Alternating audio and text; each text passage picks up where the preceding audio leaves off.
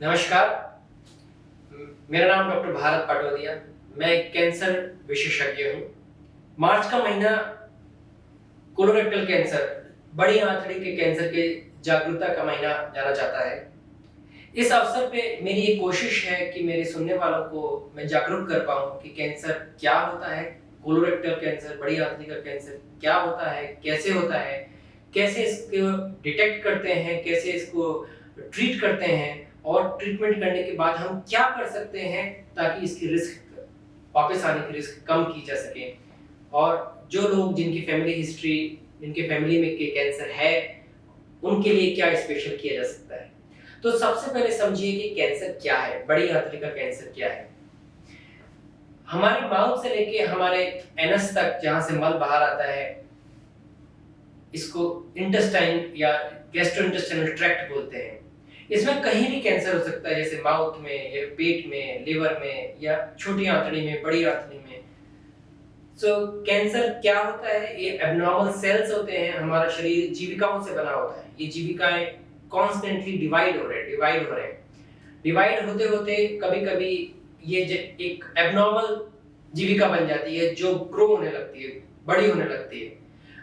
अगर एक ही जगह बड़ी होती है तो ये छोटा कैंसर होता है। और अगर बड़ी होते होते इसमें खूबी आ जाए कि ये दूसरे ऑर्गन्स, दूसरे जगह फैलने लग जाए और शरीर को डैमेज करने लग जाए, तो इसको कैंसर बोलते हैं। कैंसर में के ट्रीटमेंट में सबसे इंपॉर्टेंट होता है स्टेज क्या है और टाइप क्या है। कोलोरेक्टल कैंसर, आंतड़ी का कैंसर यूजुअली कैसे प्रेजेंट होता है?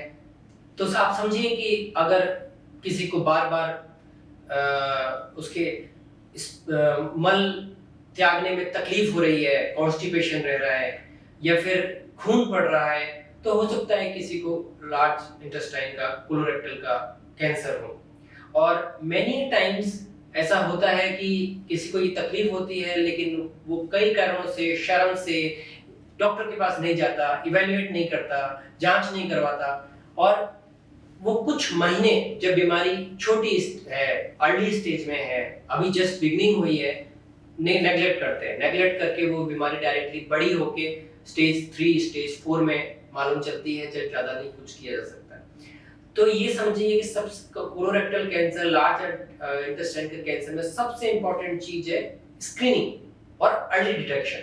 अर्ली डिटेक्शन मीन्स जब पेशेंट को कोई तकलीफ है, कोई सिम्टम आ रहा है, जैसे मैंने बताया किसी को ब्लीडिंग आ रही है या फिर पेट दुख रहा है या फिर स्टूल पास करने में तकलीफ आ रही है, तो डॉक्टर के पास जाके डिटेक्ट करके अर्ली डिटेक्ट कर सकते हैं, कम स्टेज में डिटेक्ट कर सकते हैं या फिर स्क्रीनिंग कर सकते हैं। स्क्रीनिंग क्या होती है? जब पेशेंट को कोई तकलीफ नहीं है, जनरल पर्सन, उनको कोई तकलीफ नहीं है, लेकिन कोई टेस्ट करने से बीमारी जल्दी पकड़ में आ जाए। ऐसे कौन से टेस्ट हैं? एक है कोलोनोस्कोपी। कोलोनोस्कोपी में एक दूरबीन नीचे से स्टूल के रास्ते से डालकर अंदर तक लार्ज इंटेस्टाइन चेक करते हैं। अगर कोई अल्सर, घाव, ट्यूमर दिख रहा है तो उसमें छोटा सा टुकड़ा लेकर टेस्टिंग करते हैं, जिससे बीमारी जल्दी पकड़ में आ जाए। अगर आप 50 साल के ऊपर हैं तो प्लीज कोलोनोस्कोपी कराइए। चाहे आपकी फैमिली में किसी को लार्ज इंटेस्टाइन का कैंसर है या नहीं है, ये स्क्रीनिंग कराना चाहिए। अगर आपकी फैमिली हिस्ट्री में किसी को कैंसर है, फैमिली हिस्ट्री मतलब भाई, बहन, माँ, बाप या बच्चे, इन फर्स्ट डिग्री रिलेटिव में से किसी को कोलोरेक्टल कैंसर है, तो आपको उस पेशेंट से 10 साल उम्र कम, किसी के पिताजी को अगर कोलोरेक्टल कैंसर 60 साल की उम्र में हुआ, तो 50 साल की उम्र में कोलोनोस्कोपी स्टार्ट करनी चाहिए और हर 5 से 10 साल में रिपीट करनी चाहिए। ये 2 स्टेप बहुत इंपॉर्टेंट है लार्ज इंटेस्टाइन, बड़ी आंतड़ी के कैंसर को जल्दी पकड़ने में।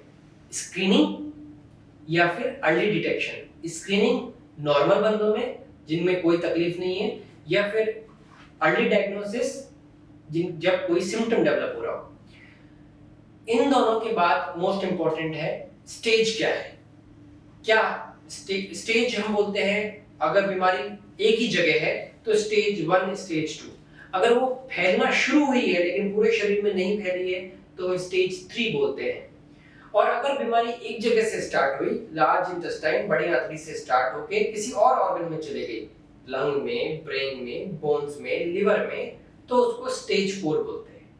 सो और पहला स्टेप हो गया स्टेजिंग, दूसरा स्टेप होता है टाइपिंग। जब कैंसर होता है तो कैंसर कई प्रकार का होता है और उसका ट्रीटमेंट डिपेंड करता है कि वो किस टाइप का है। तो ये टाइपिंग हम मालूम करते हैं बायोप्सी से। बायोप्सी क्या होती है?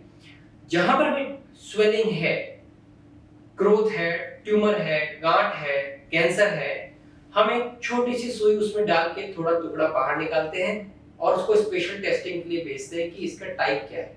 ये दो इंफॉर्मेशन सबसे इंपॉर्टेंट होती है आगे के ट्रीटमेंट के लिए। सो स्टेज, टाइप। स्टेज मालूम किया सीटी स्कैन से, सो बॉडी का, फुल बॉडी का सीटी स्कैन किया या फिर पेट सीटी किया, उससे स्टेज मालूम चली।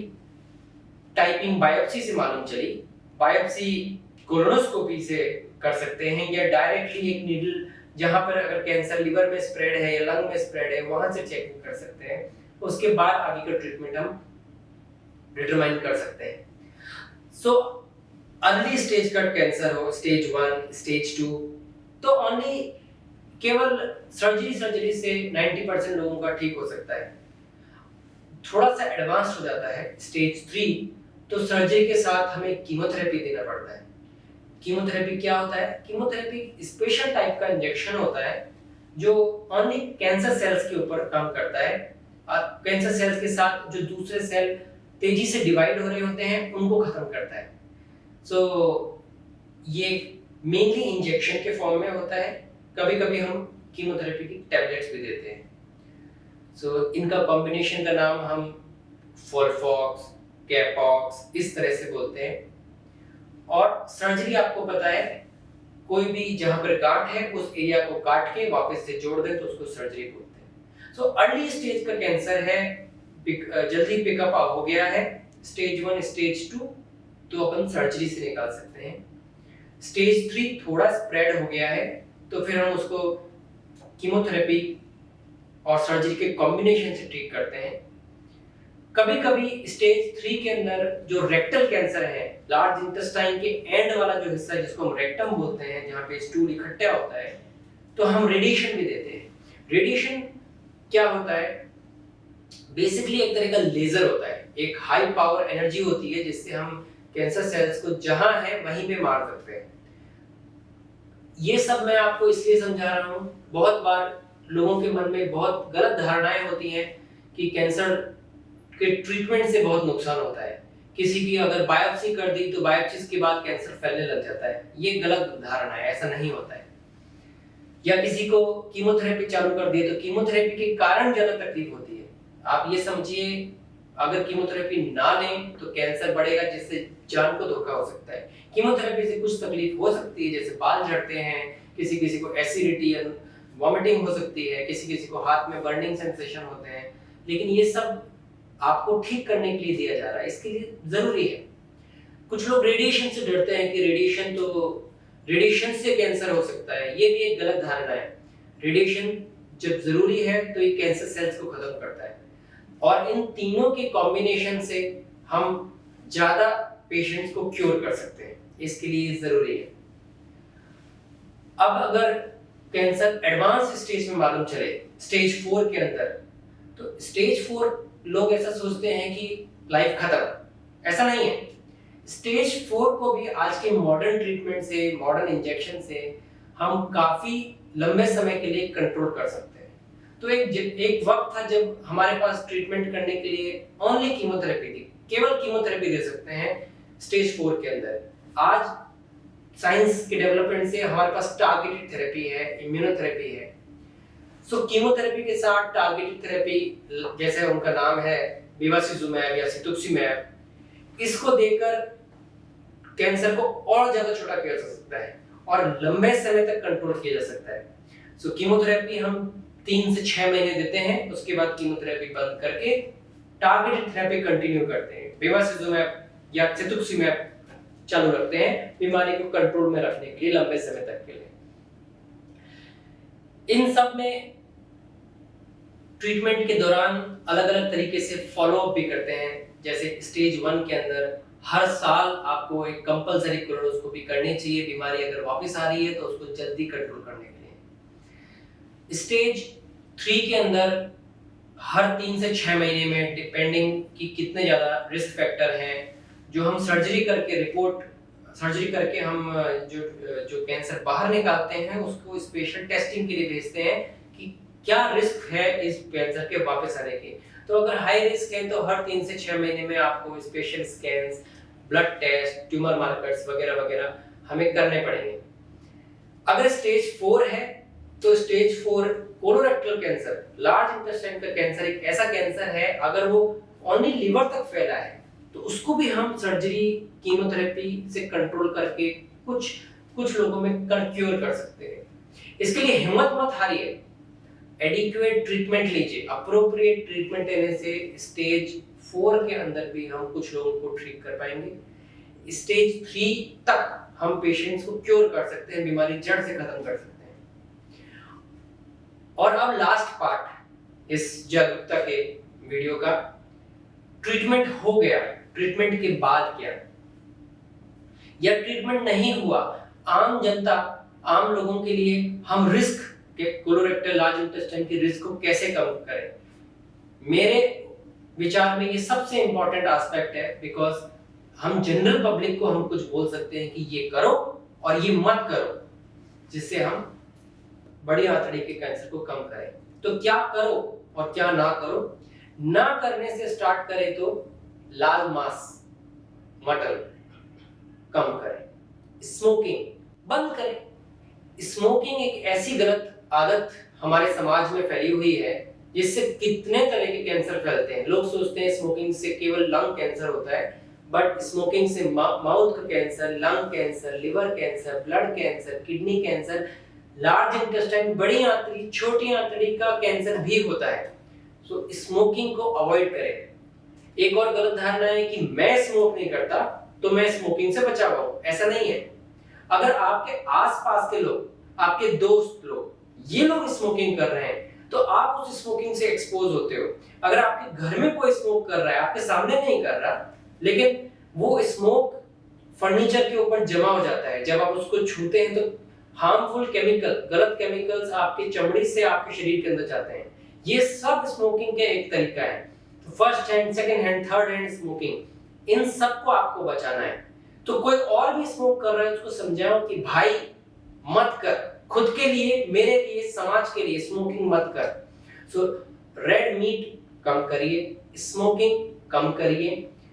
ओबेसिटी, आपको जान के आश्चर्य होगा कि जस्ट वजन को सही रखने से भी कुछ तरह के कैंसर कम होते हैं। तो बड़ी आंतड़ी का cancer, breast cancer, stomach cancer, ये सब कैंसर ज्यादा वजन वाले लोगों को ज्यादा होते हैं। सो वजन को कम करिए, सही वजन में रहिए। सो ये कुछ स्टेप्स हैं जो आपको अवॉइड करने हैं। Alcohol, smoking, overweight and red meat. और अब क्या करें? सो नेचुरल है, अगर वजन कम करना है तो एक्सरसाइज ज्यादा करिए। खान पान के अंदर प्लांट बेस्ड फूड ज्यादा रखिए, हाई फाइबर डाइट, फल फ्रूट। सो एटलीस्ट 800 ग्राम एक दिन के अंदर फल फ्रूट आपको खाने चाहिए। कुछ लोग कहते हैं कि 5 फल रोज खाओ, तो मेरे कुछ पेशेंट कहते हैं कि मैंने 5 अंगूर रोज खाए, मेरा कोटा हो गया। सो ऐसे नहीं, 5 फल मतलब एटलीस्ट 800 ग्राम आप एक दिन में खाइए। मैं कसरत करने के लिए लोग बोलता हूं तो लोग कहते हैं कि मैं चलता हूं। सही कसरत, अमाउंट भी इंपॉर्टेंट है, कितनी कसरत करनी चाहिए। तो एटलीस्ट 30 मिनट्स, 30 मिनट एक दिन के अंदर, 5 दिन एक हफ्ते में इतनी कसरत करनी चाहिए। और कितनी जोर से, एटलीस्ट उस 30 मिनट में से 20 मिनट आपकी सांस हल्की सी फूले, वो सही अमाउंट है कसरत की। तो ये चीजें आप कर सकते हैं। जो चीजें मैंने आपको बताई वो आप अवॉइड करिए। इन सब से आप कोलोरेक्टल कैंसर, लार्ज इंटेस्टाइन का कैंसर अवॉइड कर सकते हैं। आशा है इस कुछ मिनटों में मेरे सुनने वालों में कुछ जागरूकता मैं डाल पाया। कुछ और आपके क्वेश्चन हो तो प्लीज मुझे लिखिए। नमस्कार।